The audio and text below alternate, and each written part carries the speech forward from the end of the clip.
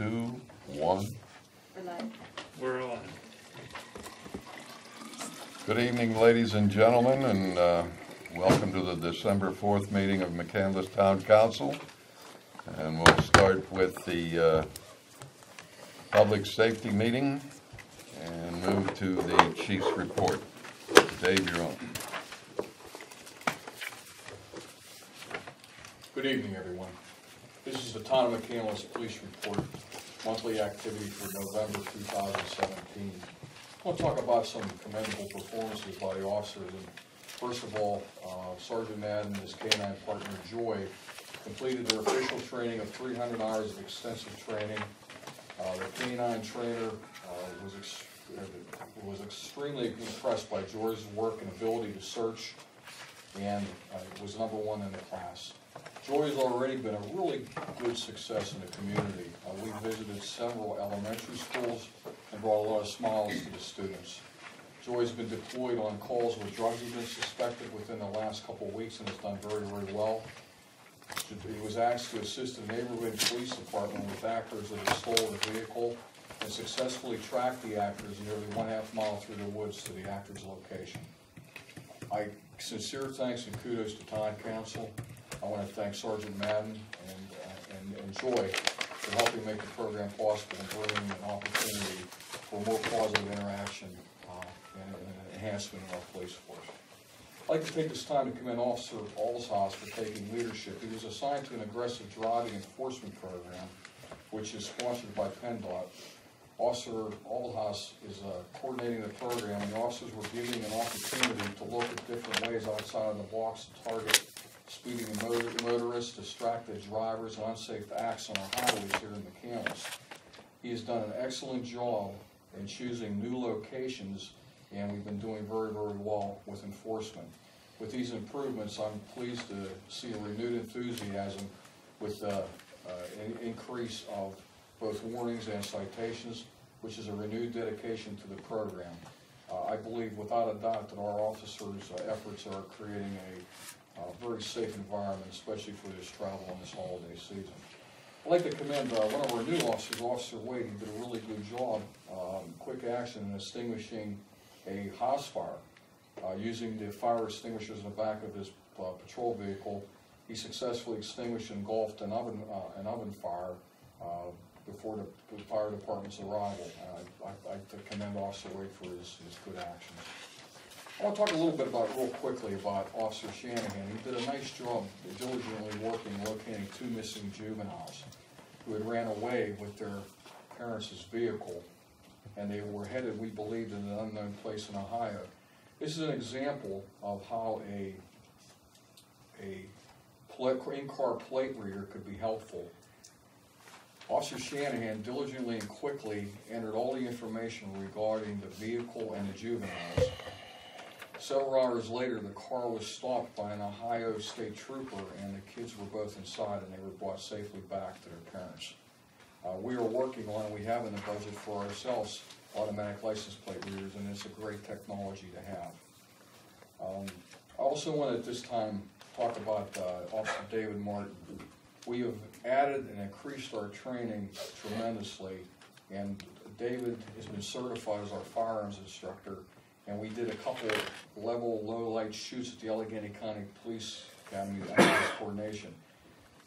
Officers came to me and told me how impressed they were and what a tremendous structured exercise it was overall in improving the efficiencies of their shooting skills. So I want to give kudos to Officer Martin.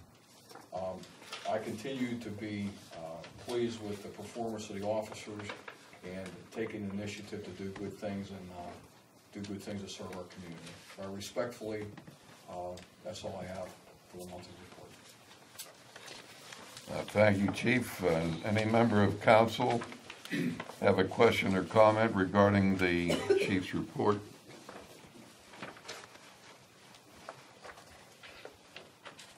Does any member of the audience have a question or comment regarding public safety issues? Sir, would you step forward, identify yourself, please? Paul Heckman, 380 Mohican Avenue. I would just like to thank the police department because we live in Indian Village, and coming out of Old Perry Highway to get over to Cumberland Road is sometimes perilous. And since they've been patrolling, I've noticed cars are slower coming through the intersection, especially coming over the hill, coming south. Because sometimes you start out and people come with a bullet over the top of the hill. So we have noticed a difference, at least in that section of Perry Highway, thanks to your efforts. Thank you, sir. Thank you, sir, and thank you for your comment.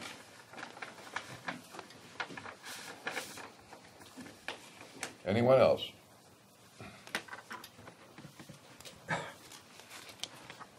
Hearing no others, I will conclude the public safety meeting.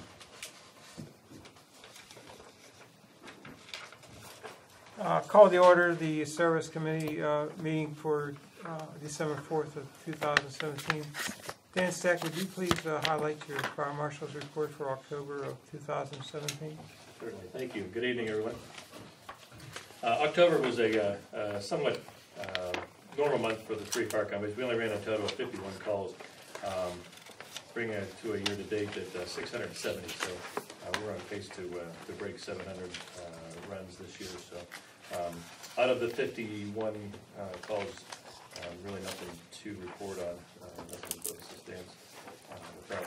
However, I would like to appreciate everyone for coming to the three company appreciation dinner banquet, which was held on the 18th of November. Hopefully everybody that attended had a good time. It was a good time by all. And I express their appreciation from the three companies to you guys for allowing us to continue that dinner event. Obviously, October is Fire Prevention Month. The three McCandless companies. We visited many schools and daycares throughout McCandless. We saw well over close to 3,000 students within that month's time through the daycares and the elementary schools. On the 20th of October, myself and a number of firefighters conducted a live fire extinguisher training at CCAC North, where we saw over 50 plus students and staff members for that. On the 30th of October, myself and Chief DeSanti and a number of his officers, we participated in the planning and the execution of a large-scale evacuation drill at the Vincentian Nursing Home. So that was a good time. Chief, you bring up emergency management plan or the status of? Okay. I don't know if the chief had mentioned, but him and myself, we've been working on the updates with the emergency operations plan. He and myself met with a representative from the county, Allegheny County Emergency Services, and we're in the process of setting up a training for emergency ops for myself as well as members of council. This is a class which would be to introduce the plan to you, as well as familiarize yourself for the rules and responsibilities, so that you guys can see exactly where you fall within the plan. So we're working on a number of dates, number of times, so that we can appease everyone. Hopefully, like an evening. It's only like a 2 or 3 hour class, so we'll see what suits best for everybody. Okay. Any questions by council? Any questions from the people, the public? Okay, thanks, Dan. Thank you. Public Works will come to order. Mark, your report on the 2017 drainage program. I can make that really short. There was no drainage work in November. We were busily picking up leaves through the entire month, so not much other Still details. hanging on the trees and still coming down. And there's still trees with leaves on them today. They are coming down slow but sure. Are they going to extend it? No, sorry. Are you going to extend, or is anyone going to extend it until We're December 8th? extended right now until the December 8th, which yeah. would be this coming Friday. Right. The way the weather looks, at this point, the weather forecast doesn't look favorable to extend it much beyond that. So anybody that's called and asked, we're asking them to please have their leaves out by Friday morning, and we'll do everything we can to get them picked up. Okay. Customarily, what we'll do, we will go around again with this we Yeah. call it like a scout truck. Yeah. And by announcing a time like this, it'll help try to Right. give people a deadline. I noticed you did that last year. You had a scout truck. One guy in our neighborhood, he had leaves, and then they were then picked up by someone by the town. They do get harder to pick up when they're frozen. Yeah. Yeah. Okay. But we'll, It still comes down. Yeah. Thanks. Thank you. Anything else, Mark? That's all I have. Next item is review the request of the Environmental Advisory Committee for a town cleanup day. I think everyone has in their packet the proposal, which is proposal 8 from the EAC, which is proposing a town cleanup day. This is a project that would be sponsored by the EAC and Public Works. We kind of working collaboratively with them. And this would be to organize different groups or individuals to help roadside pickup along the McCandless roads.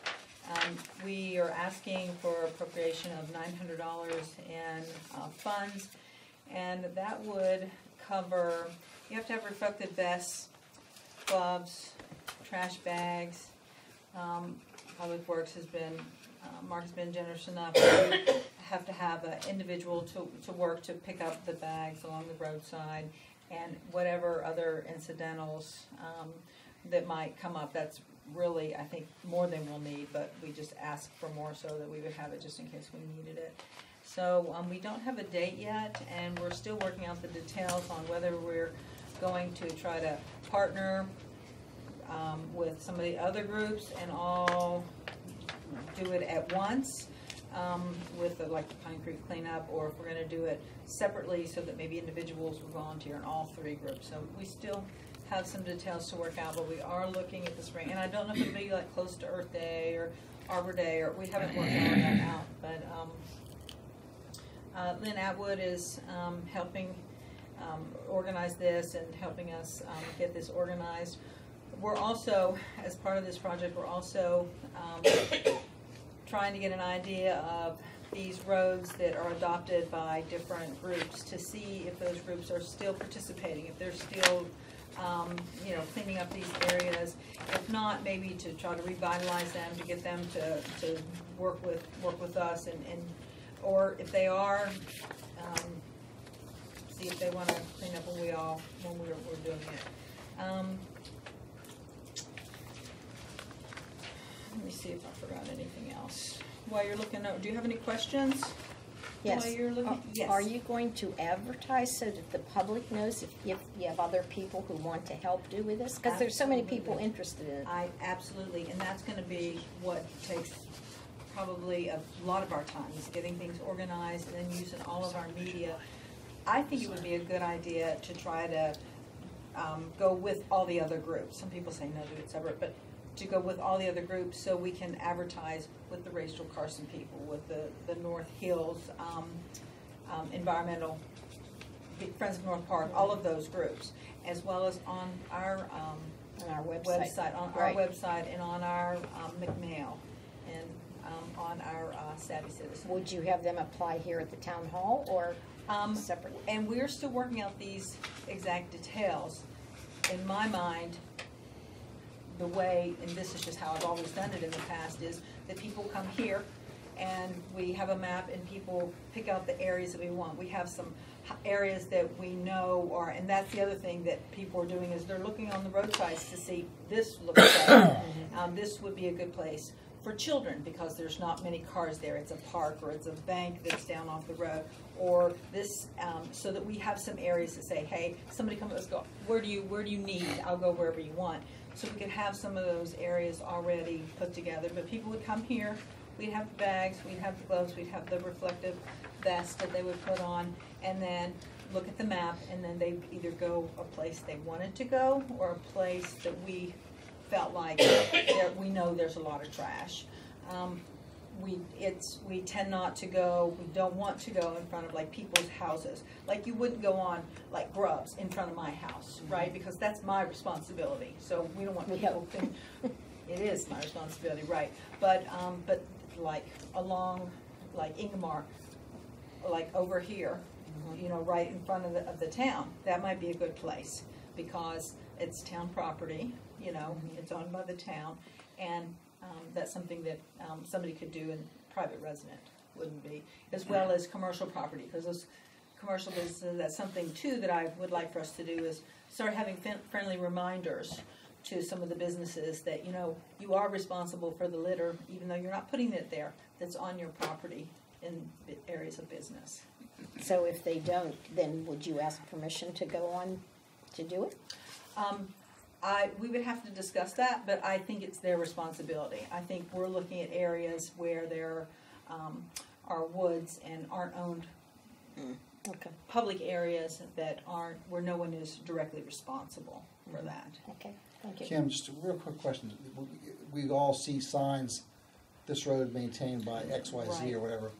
How is that going to be, is your group going to coordinate with those groups somehow, or how The that? plan right now is to contact those groups and to see if they're still active, number Okay. one.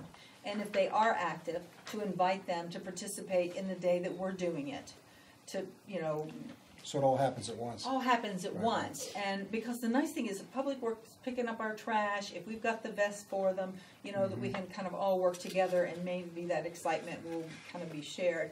But if we contact them and they say, you know what, we kind of have quit doing that, we haven't done that in the last few years, then to encourage them to get a group, say, hey, the whole community is doing this, do you want to start back up again? So kind of reactivate some of those groups if they've fallen off, because sometimes that happens. Gotcha. Thank you. You mentioned Ingomar Road, which is a state road, of course. Are you planning to do state and county roads as well as town roads? I misspoke, I'm sorry, Ralph. Our plan is to do, town roads would be our priority.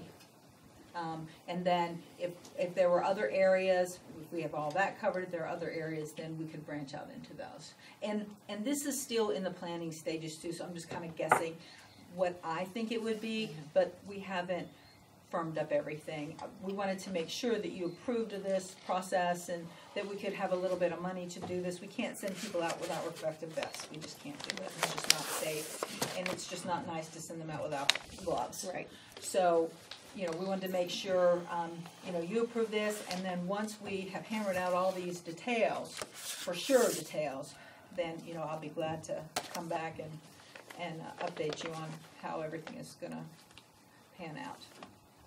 Well, with 114 miles of town road, it seems you'd have enough to do with Seems like town road without taking on state and county as well. That's where I would like our main thrust to be. If someone felt really strongly about an area that was just particularly bad, I'm not saying that we would tell them, no, you couldn't do it. That doesn't make any sense, but our priority would be the town road. Well, that's why I was asking. I have a Yeah. place that's a pet peeve of mine. Okay, well, and when you all are out, if you see one of these places or you see one of these signs, because we're just writing them down as we see them ourselves, driving around our own personal, you know, time. If you see any of that and you write them down, you want to give them to me, you want to give them to Jason, you want to give them to Brian, anyone, so that it makes it a little easier for us. You're like, this road is really dirty. I saw all this trash. Let us know, so we'll put that on our priority list. That's good. So. How many years did you run that program? Probably in the last 10 years, 4 times, just to guess. We had a one year, it was a rain out, total rain out. You went into the creeks too. We've gone into the creeks twice. So there's plenty to do. I think there is, and I think we're gonna start with, you know, once a year, and like I said, get real organized, and then maybe we can go to twice a year. It just, you know, depends on how it goes and the activism that we have. See how much interest you have. See how much, Outside help. right, exactly, to see how much outside help we have. Is McCandless Crossing on that list of places to visit, or? What do you mean to visit, to clean up? Well, to clean up, I mean, McCandless Crossing should be cleaning their own stuff. well, okay. And if they're not, then that's, and like I said, I'm just throwing this out here, we've not agreed on any of this. But to me, I think a letter to those businesses reminding them that it is their responsibility would be a nice, friendly way of doing that. Because they're actually required by ordinance to, you know, pick up that trash. Okay. But I think, you know, a reminder to them would be good, and then if we need to go further than that, then discuss that. Duncan Avenue was always a mess, that shopping center. In the shopping center over by Target, as you come out there. I know, on That's that awful. right side when you're coming out there, and that's one of the things we have to see, who owns that property and who is responsible for that, because if that's Giant Eagle or that, then we need to address them. But that's exactly what we Right. need to do, we need to see who can be responsible for these properties, because if the property owners need to do their part too, we're not here to clean up private Right. property. Okay. In a couple of those areas, the Duncan Manor and this corner over here have their share of briars, but so that's where there could be places that when your scouts go out, there may be a couple that are going to end up us working with the owner, with Public Works people. We've done that. You may want to provide some DEET or something, some bug spray, because my son and I went out Saturday. I came in with 43 ticks. Well, and the time to plan this is before the foliage is real thick, and if you can do it in early spring or late fall, when a lot of stuff has died back, it's a better time, and you have less bugs. My brother and I did this in, I think, 1983 or so, just on Old Coomer and Coomer Road. It's gotten dirty since We then. got 35 full garbage bags just on those two roads, dressed up as a gorilla and an Indian the entire time we did it. What time of year was We it? are not gonna require Probably any summer. costumes. Been hunting for him our down cleanup. ever since, I right? just wanna make sure everybody knows that. No We didn't agree to any of that, Mark. And No 40 costumes shirts. for you. No costumes for you. You'll need extra money in the Looks like budget. they've been hunting him down since. You have a gorilla-sized vest. Steve, you really need to be helping on this committee. We had fun. People beeped and we waved. I And know, where people weren't veering off the road and. Well, you have experience, it would be great. that's right. I don't need a vest. I can be hit by a car. Oh, I've no. survived that before. Mr. Chairman, I'm sorry. Any public comments on, Oh, public Any comment public on our comment? cleanup. Is it time? It's time. Oh, okay, right on time, huh? no public comment Wait, on the we might have agenda? one. You gonna comment? Go ahead, It's time. it's time, okay, Yes. just, okay.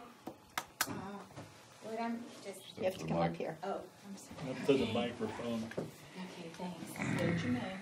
Okay, Lynn Outman. It's just in regards to maybe the possible funding for some money for the litter pickup program.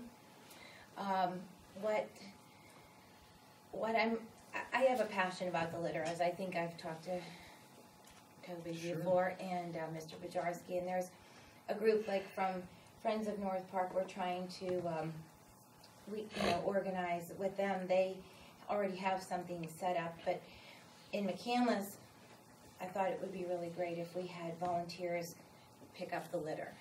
So I just want to start by saying that I'm excited about the possibilities of being out there.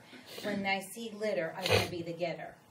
So I thought that's like the way I feel about it. But one of the residents, who her name, she's interested in coming. She was not able to make it tonight, but she wanted to also be here for some support. But she shed a little light on some things that I thought might be interesting for you to know about the litter. Litter is a blight on our landscape, costly to clean up, and a deterrent to economic development. 93% of homeowners say a littered neighborhood would decrease their home assessed value. 36% of business development officials say that litter impacts their decision whether they want to come into the community and be a part of the community. 55% of realtors believe that litter reduces property value by 9%.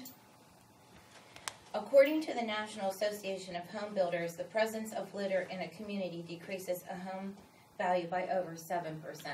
So these are really all big reasons why we don't want litter. We know it's unsightly, but there's other reasons as well why we don't want it. Eventually, litter ends up in our storm sewers, and we know our storm sewers and waterways are already troubled, so we don't want to tax that as well. Studies have shown that consistent and ongoing community cleanup events are several effective strategies for reducing litter. And they also show that individuals are more likely to litter where there's already litter. It just becomes the norm, and people feel that I can just litter. So we want to break that cycle and clean up. When I drive down Old Coomer Road or up Ingomar Road or down McKnight Road, different places, I see litter, and I want to get out and pick it up. And I think there's a lot of people out there in our community that would do that as well. We just need a few little, for safety. Safety is the main thing. You don't want people hurt, and you want them to stay safe. And so that would involve some vests, some garbage bags, some gloves to keep them safe. So I think the pros outweigh the cons so much here. So if if you see that as a important thing in our community, I think most people would. Nobody wants to see litter. So that's it. Okay, thank you, Lynn. You're welcome.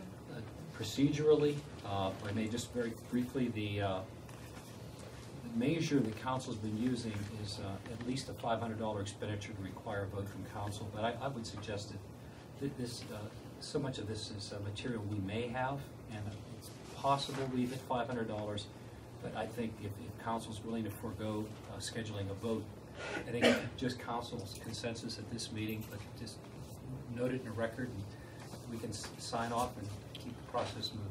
Works for me. Well, didn't Kim ask for, was $900? Yeah, I think that's the upside. Yeah, okay, there's not, well, I mean, that would be, I don't object to spending the money, I'm just saying maybe we have a procedural requirement to recognize that. Do you think? I just think if nobody objects, we'll just note it in the minutes, and then we can fill out the sign off on the form. How much are you approving, $500? $900. $900. Up to Yeah, she 900. has 900. I'm okay with it. Okay, Yeah, I'm okay with it. No argument here. no further comments from the audience. Public safety comes to adjourned. We move to Recreation Committee. Mr. Chairman, I'm unaware of any recreation business. No items. No business, okay. We are ready to conduct interviews for positions on the McCandless Franklin Park Ambulance Authority.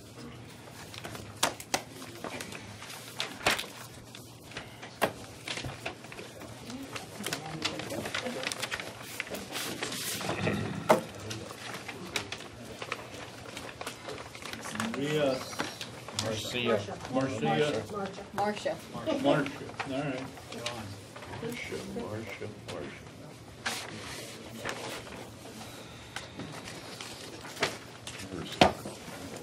I've called you Marcia ever since I met you, and you never corrected me. I've been called a lot of things. I'm fine, thank you. Okay, as long as they don't forget to call you, right? As long as they don't call me out for dinner. Much better since she had her Would you like to Snickers. give us a little outline? Yes, my name is Marcia Caliendo. And first off, thank you very much for this opportunity. I appreciate it. I've been a resident of McCandless for about a little over 24 years now. I am applying for this position because my entire professional career has been in the healthcare field. The first 20 years of my career, I worked in hospitals in and around the Pittsburgh area in a billing registration. I managed the Patient Financial Services Department at Allegheny General. I was responsible for $1 million budget. And the last 20 years of my career, I have been doing consulting work with a Medicare compliance company.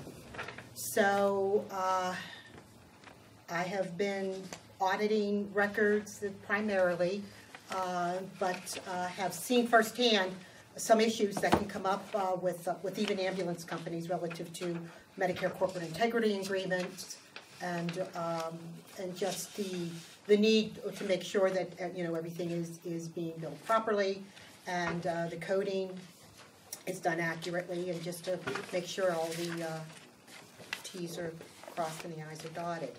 So my whole career has been in the healthcare field. So I've been involved in some other outside projects. I'm now semi-retired, and I want to give back to the community.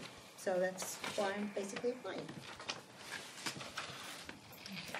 Okay, we'll go around the table if anybody has any questions. We'll start with you, Grace. I noticed you worked with the patient billing and did some finance experience.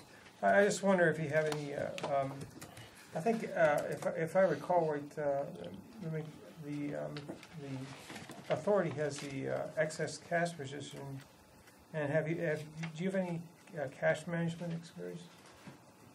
Cash management from an investment perspective? Yeah. No, not from an investment perspective. I was always responsible for making sure the money was coming in from the billing department. And so that was always my responsibility, not doing the investment end, but doing the billing and the collecting. And then as I moved on to consulting, not only did I concentrate on that, but I became a certified coder.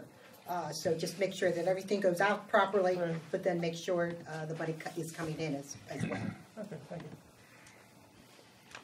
Aside from the financial angle, what other facet of the ambulance authority do you think needs the most attention?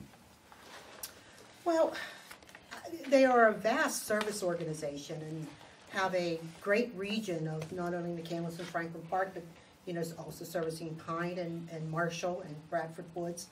I just think that it's just maintaining the quality of the care that is provided to patients who are in in a compromised situation. They're ill, they're sick, they need response, they need accurate response, fast response. So it's just maintaining the quality that we currently do have. Thank you. So the problem that our ambulance service is having is the same one that all the other ambulance services are having, is billing, getting paid. Yes.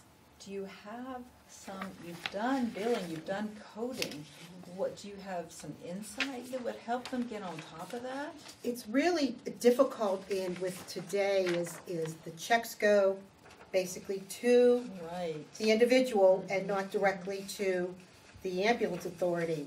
And it's a double-edged sword, because if you become a preferred provider with a specific insurance company per se, that possibly the benefits can be assigned directly to the ambulance authority, then you have the issue relative to you're going to have to provide that at a discounted rate. And the reimbursements are not the greatest to begin with, and so low. So that's one problem. The other problem is that if you don't do that, then you really do need to have a robust and aggressive billing to make sure that you know when that check is sent to that resident, that you need to go after them to make sure that they get the bill, that they go ahead and send it. So it's really, I know of several ambulance authorities that are in financial distress because of this whole issue. And I don't know enough at this point to know if wanting to go after and securing contracts and becoming preferred providers is the right way to go. You'd have to take a look at the finances to see how much of a discount you'd have to give. So, but it stinks. It does. It's a big problem. It is. It's a problem with ambulance authorities everywhere. Yes. Thank you. Oh, that's the official medical term. It stinks. Yes. There's a code for that, I know. Yeah, there's a code for that. In your process of billing and collecting, have you had any experience dealing directly with the people, the patient, in order to collect, other than just sending out a bill? Me personally, Yes. when I got out of college, my very first job was a bill collector for St. Francis Hospital. So I actually called people on the phone and spoke to them and got the bills collected.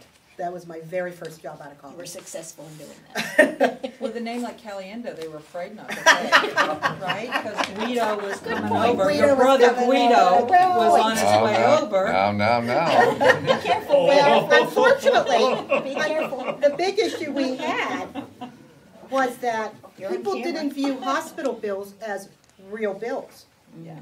because we It's a didn't charge statement. interest. It's a statement. We didn't charge interest, so they said, oh, I have to pay my Visa bill, my credit card bill first, because if I don't, I get that interest charge. So, I mean, I had so many people say, well, I gotta pay my real bills first. We kept you alive. Yeah, so it was a problem, but my very first job was calling and collecting. So you don't object to doing that kind of thing? No, oh, absolutely not, no, we have to do that. Okay, thank you. Bill? You've identified the cost issue and the collection issue that's always a persistent issue. I'm the liaison at this point, between the ambulance authority and town council. And I would say there's rarely a meeting where that isn't discussed, so you're right on top of that to be identifying that as one of the important issues, the finances. And we need to be creative with it. Is there a way, you take a look at your outstanding receivables, you take a look at the old one, is it worth trying to reach out to them and discount their services? If you pay us within 30 days, we'll give you a 25% discount just to get something in. Anyway, thanks for your response to that question. I have no questions. Do you see any other things in need of improvement? No, I'm not at this point in time. I mean, I certainly know, as I said, we have an excellent service and an excellent reputation. And I'm glad we weren't, what was it, Hampton Township that just had to fire their EMS over the weekend, and Shayla has taken it up, and because they didn't answer 30% of their calls. That just is. That was kind of a private service. No? Yeah. So. It's a little different than what we have. We've been fortunate. It's a good Good people running our Yes. ambulance service. Yes. And some good medical directors too. Yes. I have no further questions. Well, thank you again very much. Thanks. Have a good one. Philip? Dawn. No, Don Huber. Dawn Huber. Pardon? Dawn Huber. Don Huber, I thought we had Philip on there. Don Huber? That's me.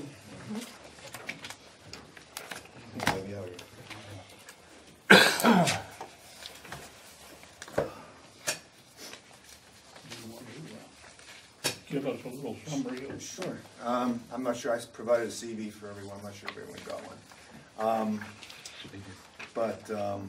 We do have them. Okay, been living here for 23 years. Been on the ambulance board of directors since 2005, chairman since 2012. So it's been an honor to serve so far. And I think, and I'm agreeing with the last person who was here, we got a great ambulance authority. We really do. Very proud of it. Our average time response is around 7 to 8 minutes. We have great management, and we have up-to-date equipment. So I think we're all safe.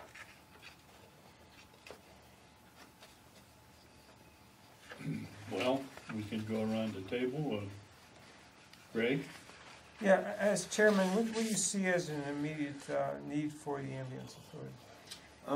You hit on it. The question, I was listening to the questions and the answers is spot on.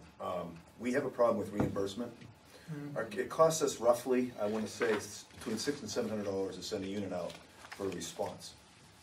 Every time we get a call, we get reimbursed somewhere around $350 for that response, in general terms. So you can see there's a gap between how much it costs us to send something out, a unit out, and how much we get reimbursed. And that's tough, you know, that's a tough, we have to bridge that. We do that with, we do wheelchair services, that gets us some good money. But that's one of the biggest problems we have is getting money back from the hospitals, the insurance companies, Medicare, Medicaid, all these various things. That's the first problem we have. And it's something that's very difficult to address. It has to be addressed on the state level, and it's very difficult to do that. The average increase in our reimbursement is somewhere between 1% and 3%, if that, if we get it. So it's been tough. That's the first issue. The second issue was also mentioned is collections. We're going to write off anywhere between $75,000 and $100,000 in bad debt this year in that neighborhood. Because, you know, we bill third parties. Some people get a check, as was mentioned, and they don't want to give the ambulance $150 to $200 that they owe us for doing the transport. And I don't mean to be smart here, but it's very difficult to bill somebody when you're in the middle of an accident and say, I want your credit card. Right. And I mean, we've talked about how do we bill people if we're going on an emergency call? How do you do it? Yeah, sometimes, like it was mentioned, sometimes charging an interest rate is an incentive for people to pay because they don't want to be, you know, paying interest compounding. Does the ambulance authority charge an interest? We try to collect it. We go through the magistrate once in a while and try to collect it that way. Okay. But charging is easy, collecting is difficult. And that's where our problem is. We have people that are uninsured. If we respond to an emergency and we pick somebody up and take them to passive, they might be uninsured. We need it. We have to write that off. That happens more than a couple times. Okay, thank you. Yeah. And you've been a member of the board since 2005 and chairman since 2012, is that correct? That's right. I have no further questions of this candidate. Thank you. Do you have any creative ideas that might help us with that collection? It's not really. I'm not sure how. You know, we've engaged an attorney. We have a law firm that we use. I've often thought about how do you get to charge somebody when you're in the middle of an accident, you're in the middle of an emergency. How do you charge somebody? How do you go about saying I have to wait for your credit card? It's very difficult to do that. We have to enforce our rules when it comes to wheelchair. When we carry people, when we get a wheelchair call from Vincentian or other places like that, we have to make sure we enforce that. And we can always do a little bit better there, but it still costs money to collect. Sometimes we have to go to the magistrate. Sometimes we have to go to a law firm. We pay them some money. It's one of the biggest problems we have, and I really don't know how to do it. We have a strategic planning committee that's going to be starting to meet, and that's going to be one of the biggest issues that they're going to talk about, because it is an ongoing, and it's been ongoing for years. We had that trouble in Ross Westfield when I was on that board way back, and we still had that problem. Collecting money from people who are in an emergency situation, or when you take them to a hospital and they're uninsured, is a medical issue, medical problem. Thank you. Beside this collecting of money, which we know that's been a problem for a long time, are there other things in the authority that you're feeling need attention? Well, we have a fairly large capital budget. We've budgeted. We haven't passed it yet. We're going to do it in a couple of weeks. We want to purchase up to $400,000 worth of new equipment. Now that's a wish list, but we have to maintain. We have to buy a new ambulance roughly every year, and those are $145,000 every year. Yeah, because we have to do it's a staggered replacement. Okay. We have about, I don't know how many we have. I want to say 6 or 7, maybe 8, and every year we replace one, plus wheelchair vans. So we have to invest a lot of money, and that's one of the things that worries me. We talked about this at the last meeting, is we might have to buy vests, bulletproof vests for each of our EMTs and paramedics. And we need to buy 40 of them at $700 a piece. $28,000 just for vests that last only 5 years. Well, they're thinking of sharing those, Don, right? Well, I hope so. Yeah, like But the mention was that we that's might have to that's add. the worst That's the worst case scenario.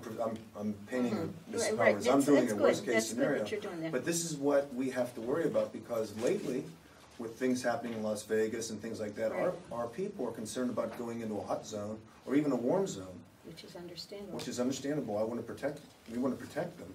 Right. But how do you know what's gonna happen, you know? And they're worried, and I don't blame them. And we're talking about that, it's a concern. And where's the money come from to get that? We do have enough, we have a lot of cash. We do have over $1 million worth of cash. Right now, based on the way we burn cash every year, which I look at, we're roughly burning between $50,000 and $75,000 a year in cash flow.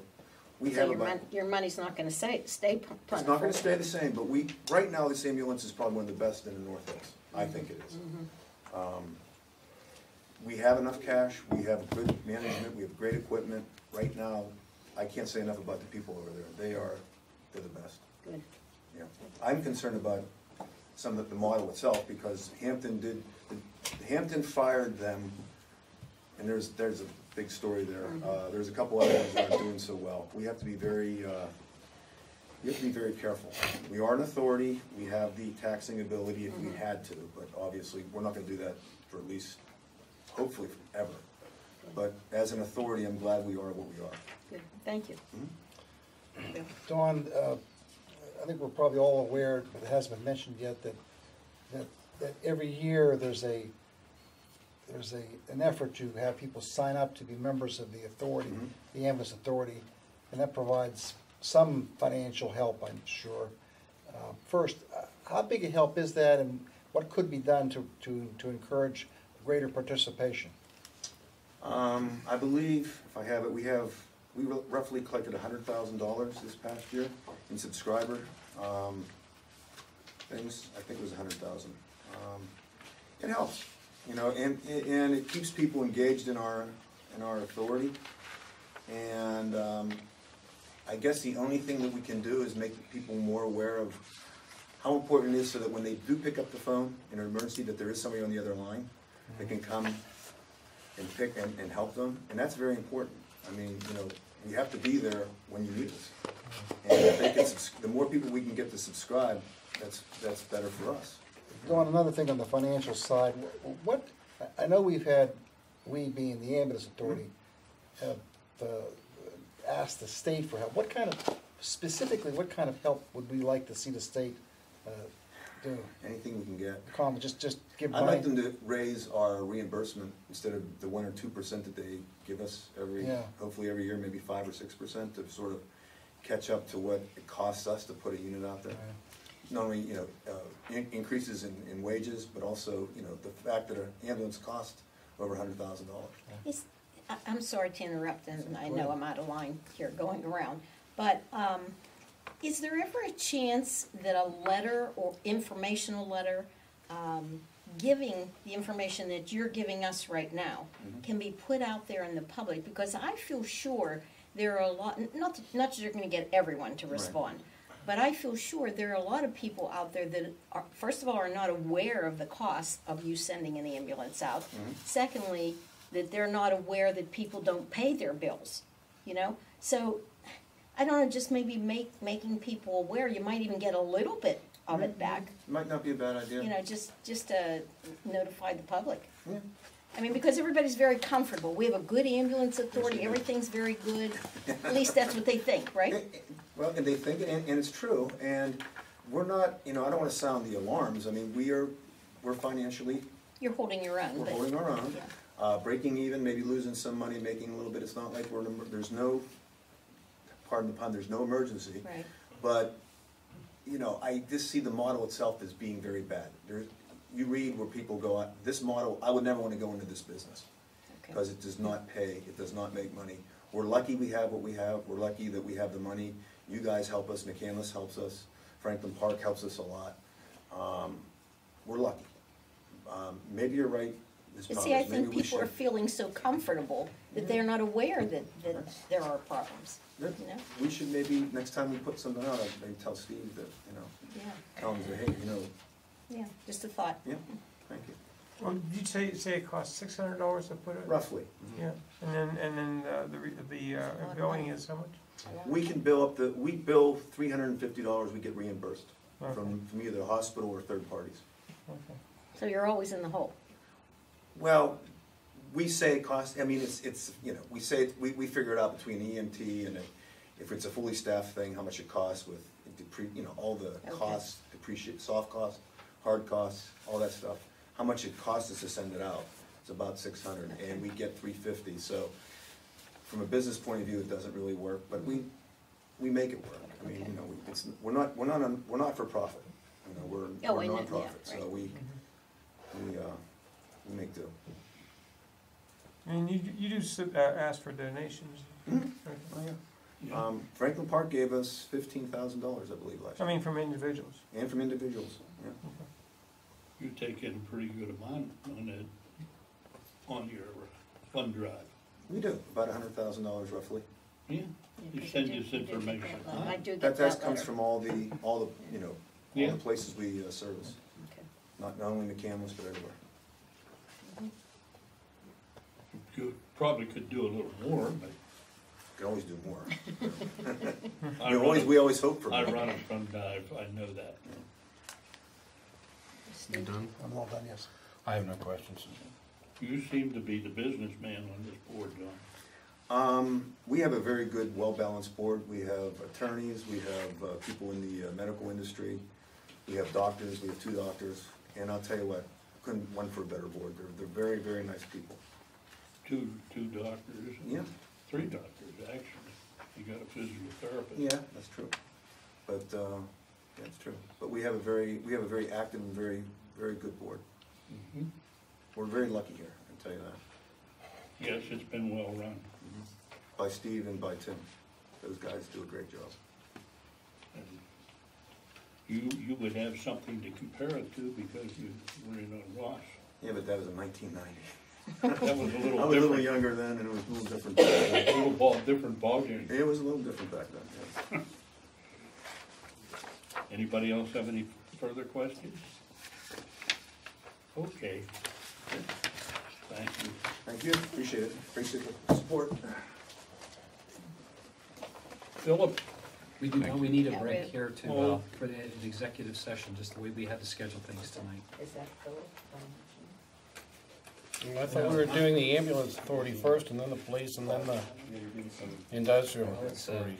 we could have our, Timing wise, there's Time. one guy's waiting, he's trying to take care of the police officer, right? matter how long we wanna keep the In police order to accommodate him. Just the way the agenda read, I thought we were No, doing the you're right. first 4, and then we were taking the executive 2 session. and 2. 2 and... I'm reading something wrong here then. Yeah, there's No, that's all. We're it is. doing the policeman now. originally, we were gonna have all of the ambulance authority applicants after the police candidate. Yeah, but I'm looking at what's actually on the... Yeah, on the bottom of the Agenda. agenda, yeah. You're right. I don't care how we do it if nobody objects. Who wants to change it? Makes no difference to me how we do You it. have to ask the crowd to leave for a little while. Maddening crowd. So, We have to go into We're going executive. into executive For a short session. period of time, then you can come yeah, back in. what is it gonna take, 15 minutes? Not much time. We're on. Hello. Would you like to tell us a little about yourself? Well, for all of you that are looking at my last name and don't know how to pronounce it, it's pronounced Haloka. My first name is Philip.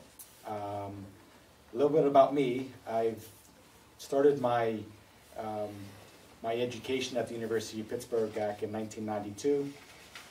I had ambitions to become a physician while going to college.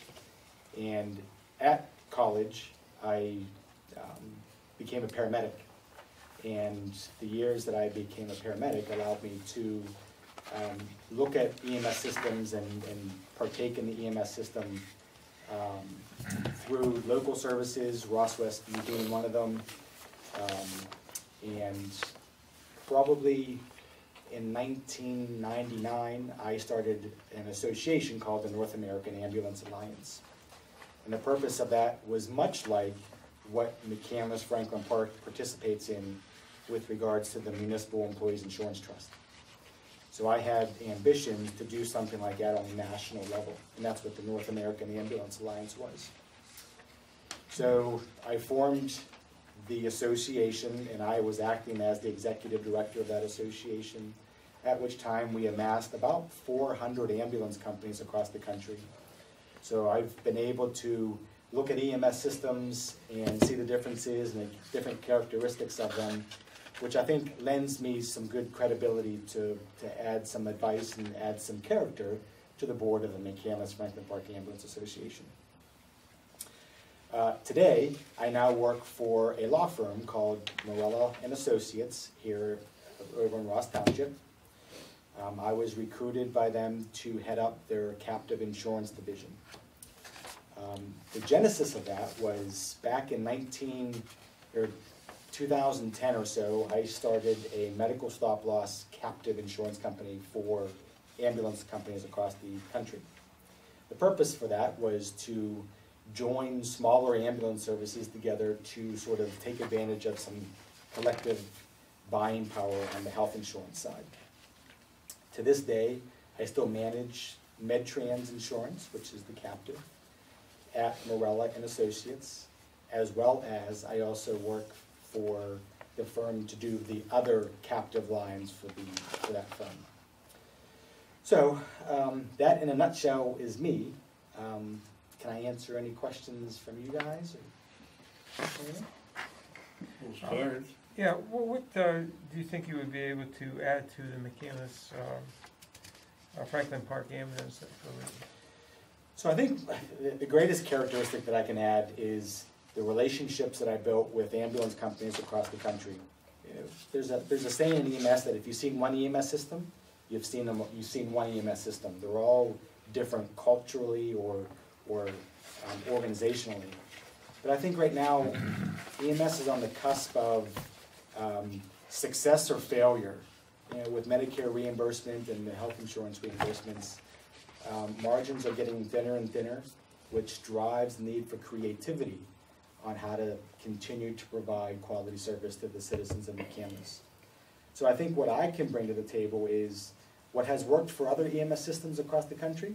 There's really no reason why we can't adopt something like that here in McCandless. So I think that would be my greatest attribute, is what can I bring knowledge base wise to help Steve and his team develop something for the community here in McCandless. Okay. Well, what does work for other companies? What have you found does work? Boy, Because I'm not sure there's a magic bullet out there. mm-hmm. EMS is really reinventing themselves as we speak. I think sustainability on reimbursement straight from insurance and Medicare, I don't think that's our future. I think EMS needs to take a entrepreneurial spirit and take advantage of, in combination, the health insurance industry and the aging population within our community, and figure out a way that we can prevent hospitalizations, all the while gaining some insights from the insurers to figure out how to pay for keeping people healthy and out of the hospital system. Okay, thank you. Of what you do know of the McCandless Franklin Park Authority, what would you improve upon?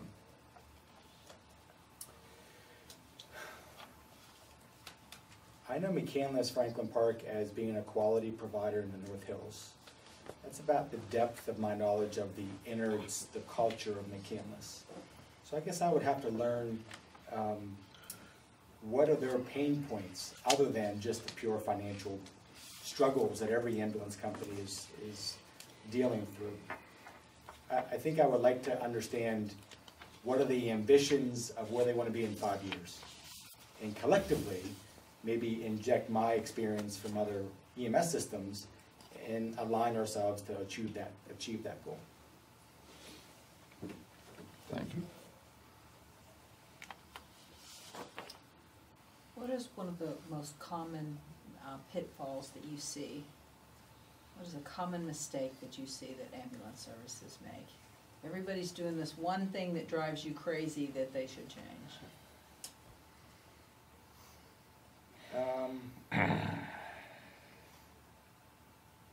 Maybe chasing the lowest hanging fruit sometimes. I think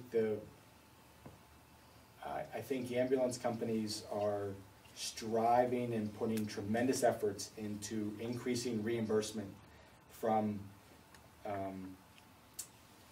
the insurers. And those insurers have a lot of control over the dollars.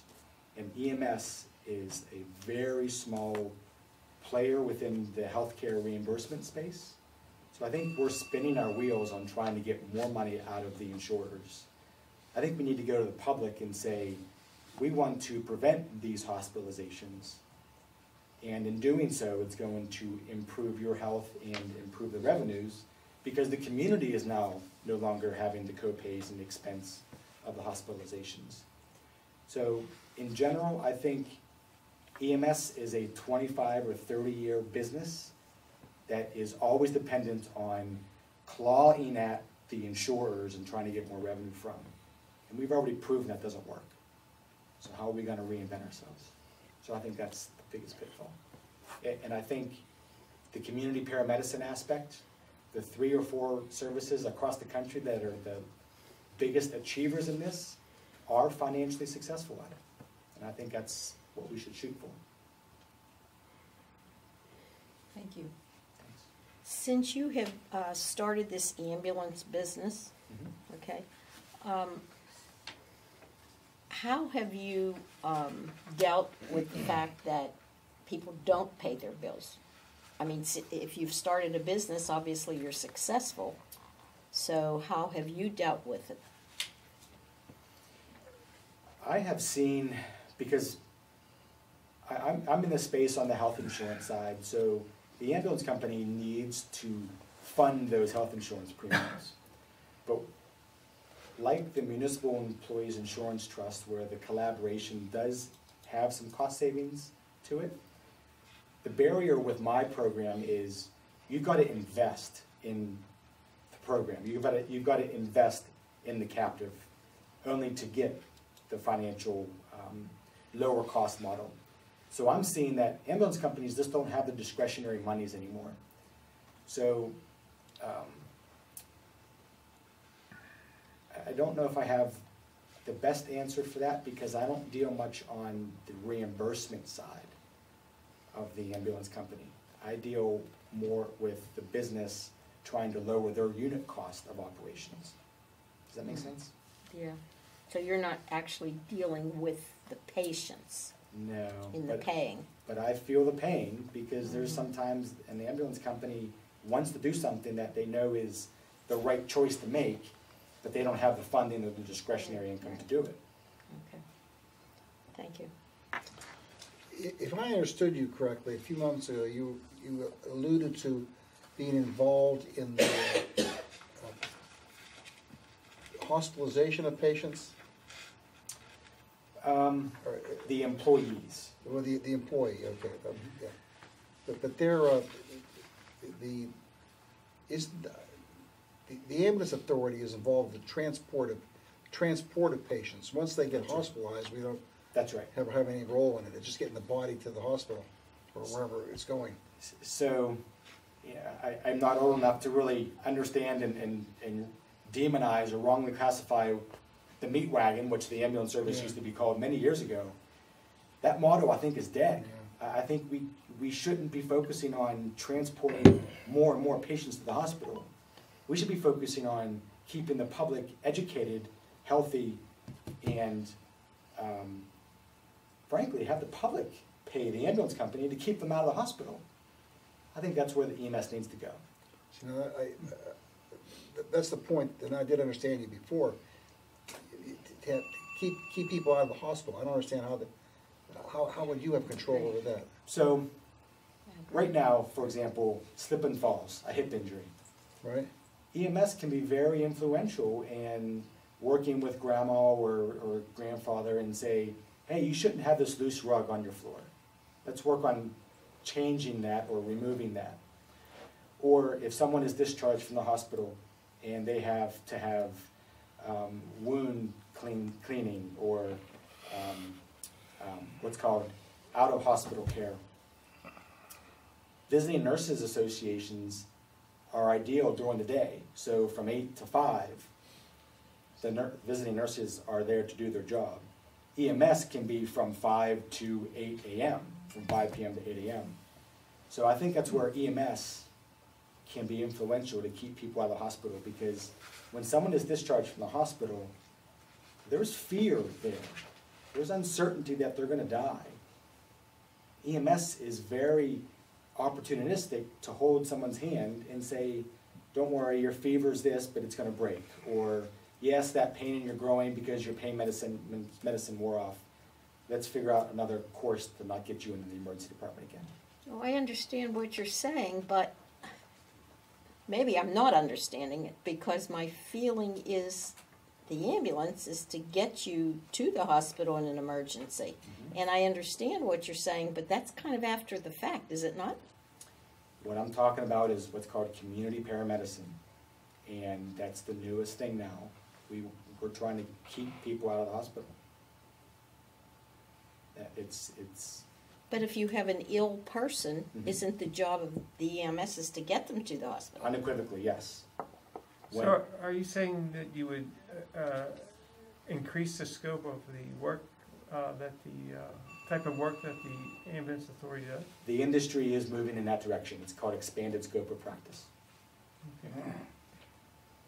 Okay.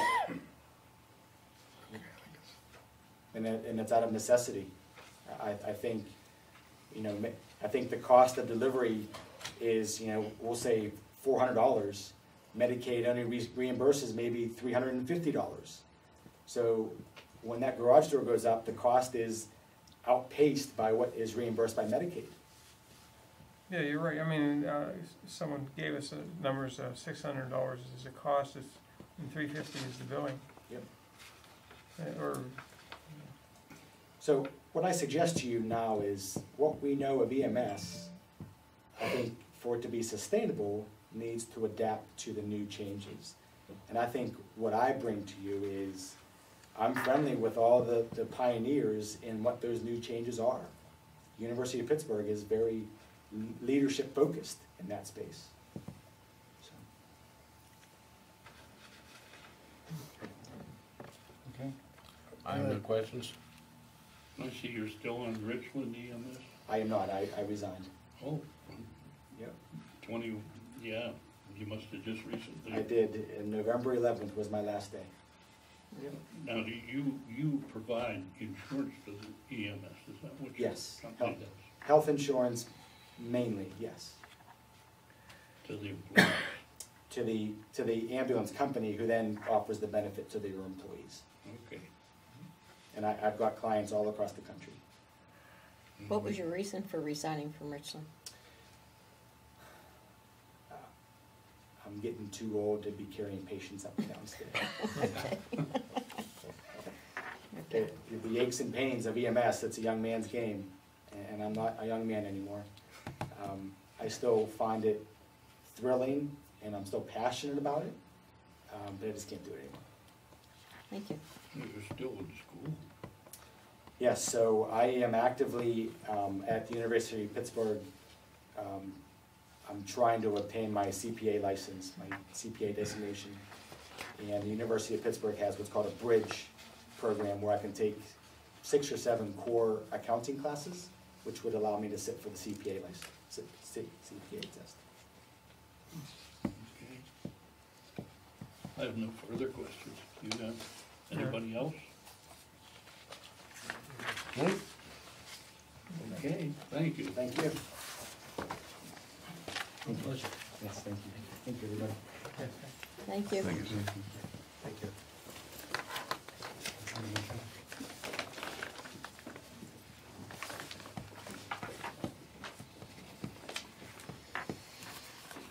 Hello.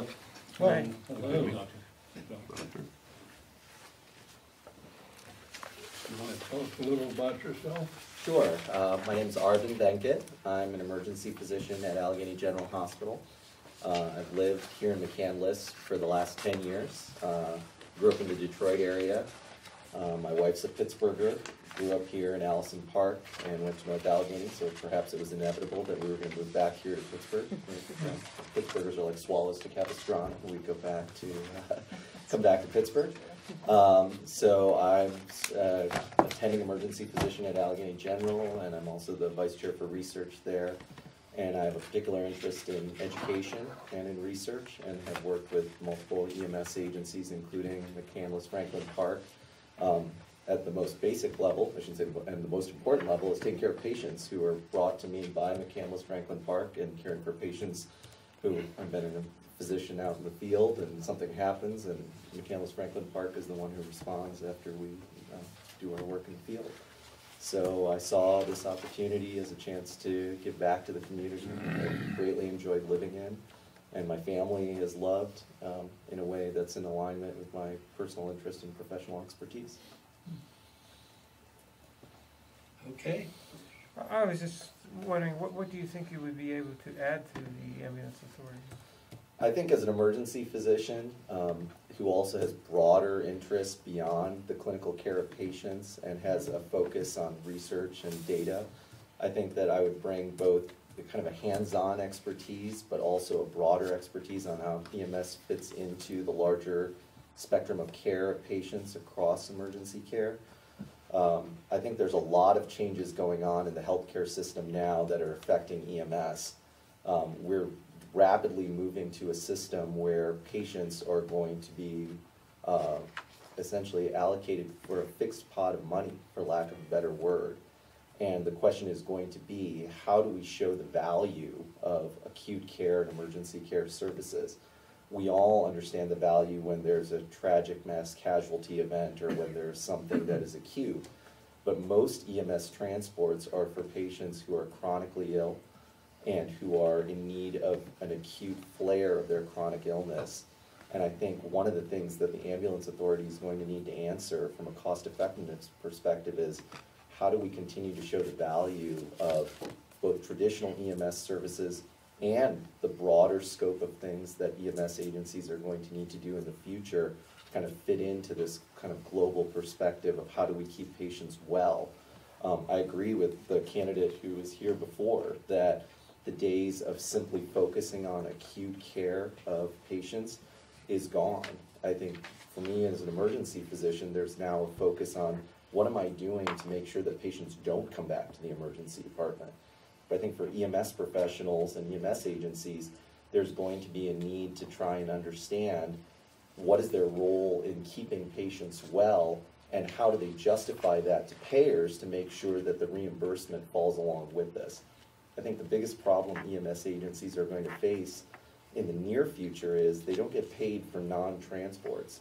So a patient who has a low blood sugar and gets treated by EMS, they don't end up getting payment for that. But that EMS agency has saved the patient a trip to the hospital, saved the insurance company a trip for a hospitalization and an emergency department episode of care. So I think the perspective that I bring is trying to look at these issues both at the level of our patients as well as kind of the broader issues that are involved in emergency care and EMS care. So for treating that patient that needs something in elevation, their blood sugar, they currently don't get paid for that? Sure. What happens right now is that as a matter of protocol, if a patient has a low blood sugar and they're treated by EMS and they're monitored for a short period of time, EMS often will not be paid for that by most payers, which is very unfortunate because that's a cost-saving mechanism. That's right. Something that is making the patient better.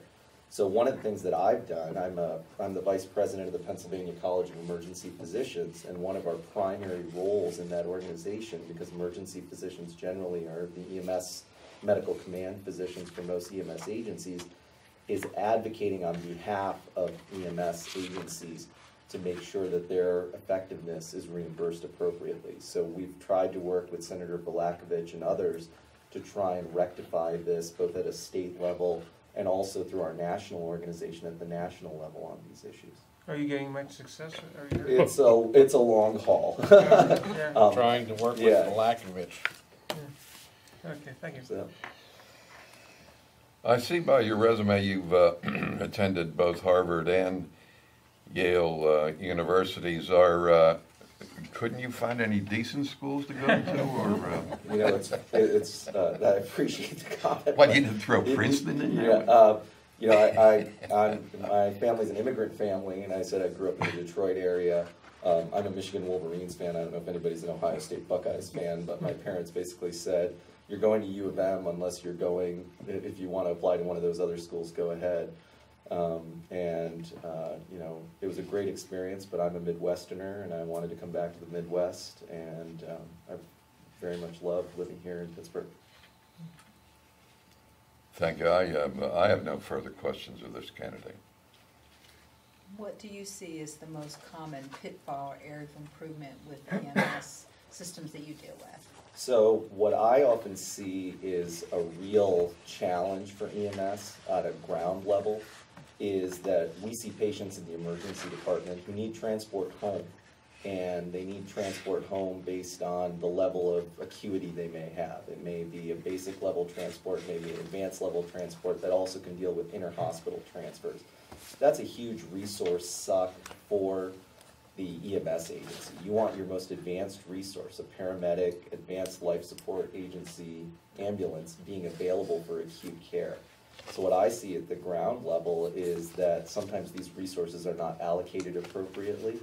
And so I'd love to have the opportunity to work within the ambulance authority to see, are there innovations we can take that maybe there are other resources we can look at that will bring resources to the ambulance authority. There's now innovations for using things like Uber and Lyft to try and allow patients to be transported home. Are there opportunities there to share revenue that comes from that type of arrangement so that our top level resources are not used for things like inter-hospital transfers and transfers at a basic level back home?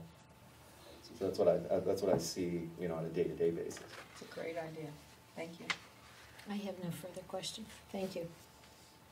Well, Doctor, I have to say, I looked through your resume, and it's not too often I meet someone who's a summa cum laude from Harvard, Yale Medical School, and I see Phi Beta Kappa from Harvard College. You are definitely a tremendous academician, student, and so I sort of admire that. But now, toward that end, and what does a person with your sterling qualifications and really high level of knowledge and experience, where would you fit into the ambulance board? I mean, they're not engaging in a lot of detailed scientific study. They're really just overseeing the delivery of ambulance service from one place or another. Sure. I think what do you envision that you would be doing? I sort of hope overqualified in a sense. I hope that I'd be a great team member. I think the biggest quality that I bring from that background is someone as a critical thinker. And I think that the danger of anybody who's an academician is that you just sit in your ivory tower. I think one of the reasons that I got involved with EMS education and with the Pennsylvania College of Emergency Physicians, which represents emergency physicians across the state, is that it's not enough to just kind of be a researcher or be an educator of future physicians. You need to get your hands dirty. You need to be involved with the day-to-day issues. And when I saw this opportunity, I saw it as an opportunity to kind of give back to the community. So I'd like to think that I'd be a team member who would bring my critical thinking skills that I hopefully have to the problems and the challenges and the opportunities that the ambulance authority faces. Fair enough. Thank you. I have no questions. That's excellent credentials. I'm wondering the same thing with Bill. We do have some doctors on there now. They probably know that, or? I don't know that, but I don't know who the physicians are who are on the ambulance authority. Well, we have Dr. Santor, he's a retired surgeon. We have Dr. Marian Marquise, she's an emergency physician at Cranberry, Pennsylvania. You know her? I just know the name, I don't know her personally. Yeah. You probably know Kim. We met once. Luckily, we don't have much reason to Yeah, meet. in yeah, the I mean, we were hospital. talking, you know, it's funny, as an emergency physician, if anesthesiology has to come down to the emergency department, it's usually Bad. quite a Not good. bad situation. Bad So, scene. We it's really a didn't bad want to see scene. you. So, And when he comes up to see me, it's also bad. Yeah, It's just always so- bad. Okay, I have no further questions. Thank you. thank you. Nice meeting you. Nice meeting all of you. Thank you. Thank you Thanks very for much, Doctor. coming Thank in. you, Doctor. What a resume. Holy cow. Move down back there, is? me. Too bad he couldn't go to any good schools up there. Jeez. Other positions No, apply. This is for the MIDA. Okay, now we're switching. Switching gears. Good evening. Okay. Where shall we start? Tell you my background. I'm a native of Pittsburgh. I went to University of Pittsburgh, longtime resident of McCandless Township. I've been here since '93. My primary occupation since graduating from Pitt, I've been in technology, solutions, and sales. Traveled internationally, worked for large technology companies, IT technology companies like Unisys and IBM, and Siemens, and smaller companies. Right now I'm employed with a company called All Covered. I'm a technology services consultant. I deal primarily with large enterprise businesses, and I have a central region, about 13 states, that I work with my colleagues to position technology services and solutions, a broad range of different solutions, from help desk solutions to network solutions, server management and monitoring, a whole bevy of different technology solutions. And I've been in that field primarily since I graduated from the University of Pittsburgh. I'm interested in serving. I'm at the point now, I've done a lot of traveling. I'm more settled now, and I'm on local, just got appointed to the council at my church, Holy Trinity Church up there across from Passmill Hospital. And I'm interested in what else I can contribute to the community. I saw this come up in the paper a couple times, and I thought I'd throw my hat in the ring and see if there's my business experience and broad background might lend itself to the Industrial Development Authority. Also, I have a dormant real estate license. I've never used it other than sell my own house and bought a house for my sister-in-law, and I might I'm probably gonna bring that back active if that has any bearing in this proceedings. So, that's who I am. Married and live in McCandless, so. You've also applied for the zoning hearing board and the uniform I construction. put my name out there and said I'm interested in different areas of serving McCandless, and I thought whatever made sense, if I was a fit, then I'm willing to serve. Questions, comments? Well, the MIDC, it doesn't make loans. It acts as a conduit for the bank to make loans to a tax-exempt, mostly tax-exempt entities, so they can get a lower tax rate. Okay.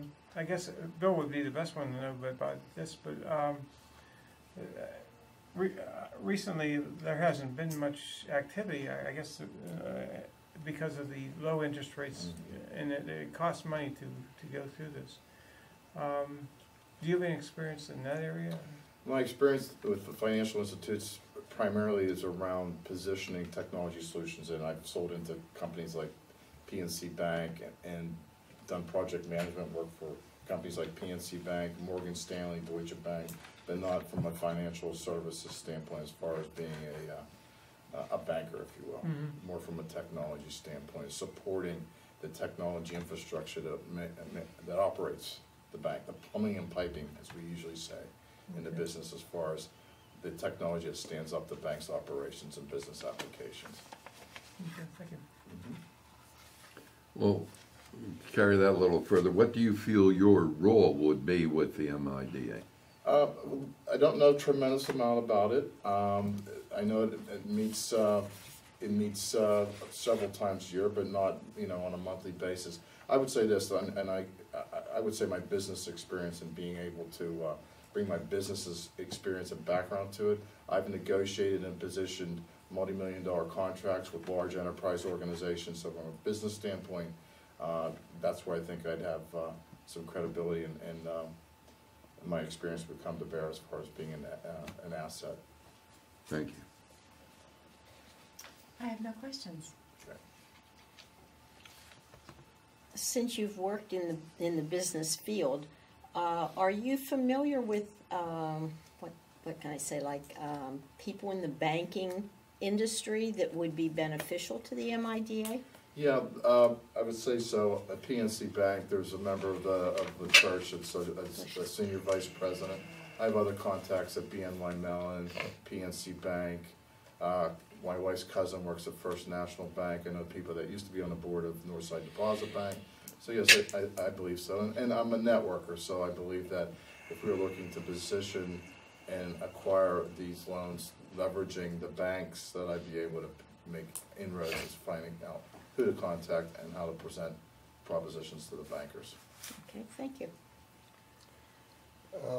The MIDA isn't a bank, and the way it's structured in simple terms is that a business, an individual decides they want to make a certain investment, and then the whole structure of the MIDA is to lower the cost, the interest cost of that client borrowing money. The MIDA doesn't get involved in trying to assess the viability of that client or any of those other things. They would, a person might go, for example, you mentioned PNC, somebody might go to PNC and say, hey, we want to borrow money, and PNC would, being familiar with the general availability of these operations, would say, why don't you check with MIDA and see whether there's a good fit there for them backing the loan, but there's no financial. They're a conduit. Okay. There's absolutely no financial commitment on the, and you say, gee, what do they really provide? Right. You have to study it, but there's no financial commitment for them, or by the MIDA, and no financial risk. So it's just a positioning themselves because of the way the law is structured. They have to be in the mix. That's really all it is. So can I ask you a question? Sure. So the McCandless Crossing, did they have any role in developing that venture? No. Okay. No. Okay. It's usually tax exempt organizations, like schools. Okay, tax exempt. Like LaRoche College or. Okay. Yeah, say LaRoche, I think they built a dorm, and that Animal Friends, that's the most recent one that we had. All right. Animal Friends, they wanted to borrow money to enhance their facility. I think it's the one over here on the, what is that, the west Rochester. End? Yeah. What's that? Camp Horn Road. Camp Horn Road, right. And, Sure, I'm familiar with that property, actually. but that's what they do. What we do is just sort of just participate as a conduit for the transaction. Is the authority active in looking to find these organizations? No, we don't search that. A lot of people think we're poised to search for clients. We're not. Okay. We're there. Someone such as LaRoche would come to us. They would be aware of us. The bank might keep, if they were operating from a completely new position, the bank might advise them of our existence. Okay. And their lawyers would be apprising them of what's necessary in order to have the low interest, availability of low interest loans, but those loans are coming from PNC or some other financial institution rather. So it functions as a vetting organization, is to certify or vet them as they don't do very much. That's the problem. I mean, it seems almost why are they there? They're there because the statute permits them to be there and provides them as a vehicle to underwrite, or not to underwrite, to be as a conduit for arranging the transaction. Okay. That's all. All right. Thank you. Appreciate it. Thank you. Could reduce your Okay. That's all I have. Thank you very much. Thank you. Appreciate it. Have no questions? I have no question. Appreciate your time. Thank you. And I'll be hearing from somebody. Sure. And thank you very much. Likewise. Thank you, See, sir. before he runs away, what about the other groups? We were only focusing on MIDA as far as this gentleman's concerned tonight. I think, there have been several other people that Yes. have applied for multiple. And I think as you're looking at them, reflecting back on them, you can take into account how his skill set might work on other Well, places. his skill and qualifications might be, I'm not making a judgment one, it might be more, more suited for something other than the MIDA. It's possible. Yeah. But I think, I wouldn't think you'd contemplate a callback interview for these other, Right, okay. No, I Well, would. there's nothing. I'd certainly welcome to come back, so. I mean, if there's a specific Yeah. skill set that they're looking for, they would counsel would do Okay. that. Otherwise, Well, I just wanted to the mention memory's it. gonna Thank be you. pretty fresh. I understand. All right, thank you all, appreciate it. Thank you. Thank you. Certainly. Thank Thank you. you. Good night.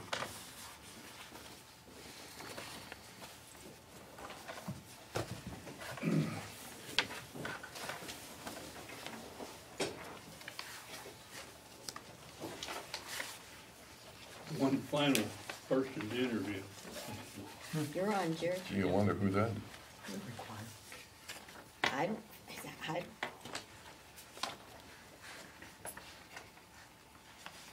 Okay, I'm currently on the MIDA, and I was appointed when we had the mass resignation.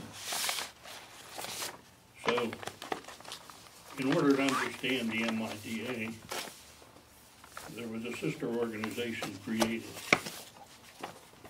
And why was it created? It was created because of the school district, mainly the superintendent of schools, who felt that we needed some kind of more development, and this happened in MIDA. I think it was proposed by the Authorities Act in 1968.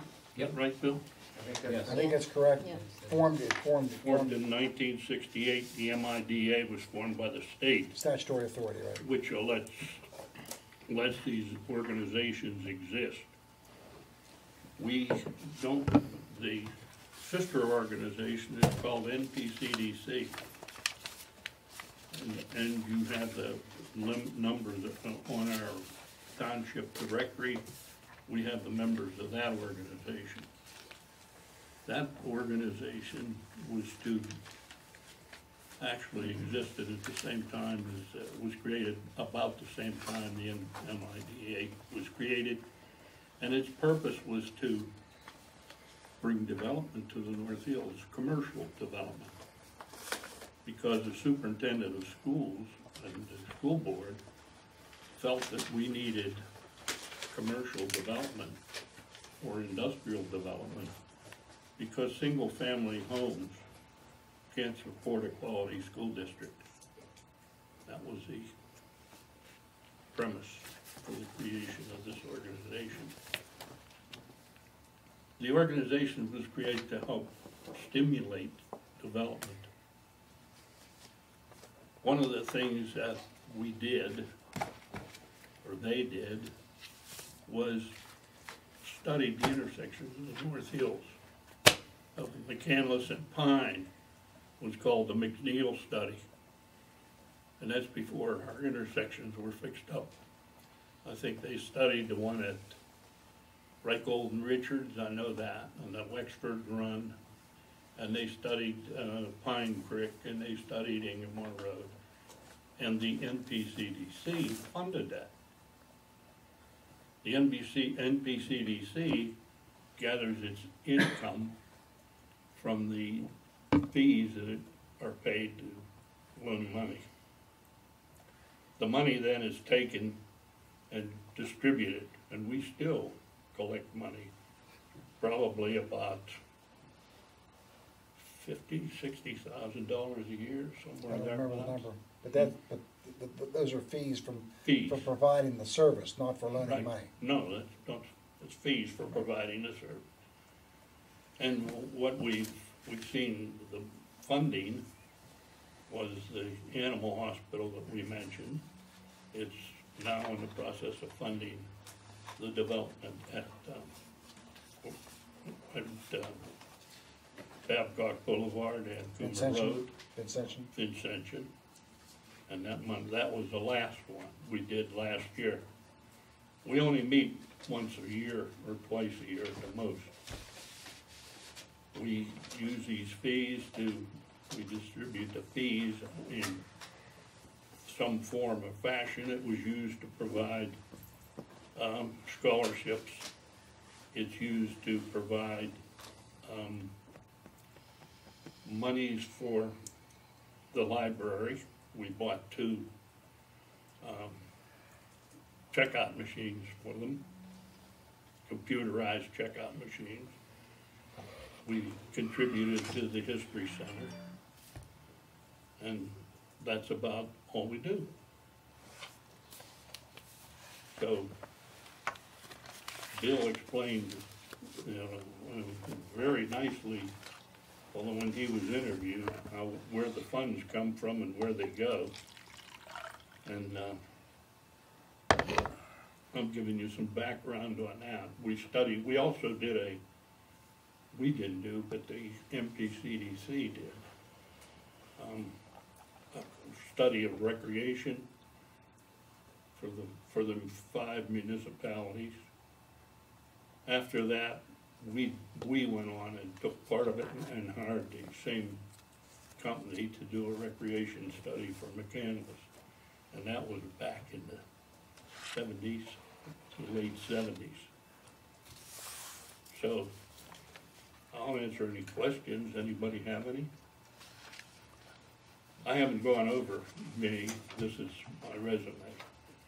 You can all read it if you want. If you have any questions, ask now. Greg? No. Ralph? Well, as council's liaison to the NPCDC, I feel there might be a conflict, so I'll abstain. Thank you very much. Okay. I'm good. No question, Jerry, I know you well enough. One, two. Nothing, Jerry, thank you. Okay, thank you. What else do we have on the agenda? Resume the executive session. Close the door again.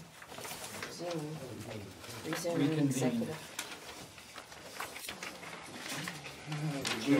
Motion to move into executive session, You can just reconvene. or reconvene the executive session. Second. I think